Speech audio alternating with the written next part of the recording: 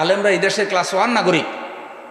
ইসলামী খেলাফত যদি প্রতিষ্ঠিত হয় তাহলে এলমি যোগ্যতা ব্যতীত, কোরআন হাদিসের যোগ্যতা ব্যতীত খেলাফত চালানো সম্ভব। সে আলেমরা আজকে কেন একামতে দিনের বিরোধিতা করবে? একামতে দিন কায়েমের আন্দোলন যদি এদেশে সফল হয় তাহলে আলেমরা তো রাষ্ট্রের ক্লাস 1 নাগরিক হবে। সে আলেমরা সবাই ঐক্যবদ্ধভাবে দিন কায়েমে সহযোগিতা করা উচিত। কিন্তু আলেমরাও আজকে কেউ যেন বেখবর হয়ে গেছে। শুধু মসজিদে ইমামতের জন্য আল্লাহ তাদেরকে বানান নাই, শুধু কেবল তাবিজ কবজের ব্যবসা করার জন্য আল্লাহ বানান নাই, শুধু কেবল মিলাদ পড়ার জন্য আল্লাহ বানান নাই, শুধু মাদ্রাসায় পড়ানো না। মাদ্রাসায় তো পড়াবেন ঠিক আছে কিছু আলেম, কিন্তু আলেমদের দায়িত্ব হলো ওয়ারাসাতুল আম্বিয়া হিসাবে কোরআন সুন্নাহর আলোকে দেশ গঠন করা, ইসলামী অর্থনীতি, ইসলামী সমাজনীতি, ইসলামী রাজনীতি, বিচার ব্যবস্থা, নারীর অধিকার, পুরুষের অধিকার, অমুসলিমের অধিকার, কোরআন সুন্নাহর আলোকে যার যার অধিকার তাদেরকে ফিরিয়ে দেওয়া।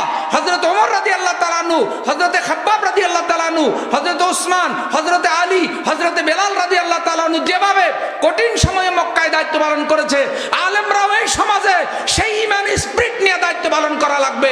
তবেই আল্লাহ কোরআনের বিজয় দান করবে। আল্লাহ সব আলেমকে এক হওয়ার তৌফিক দান করুন।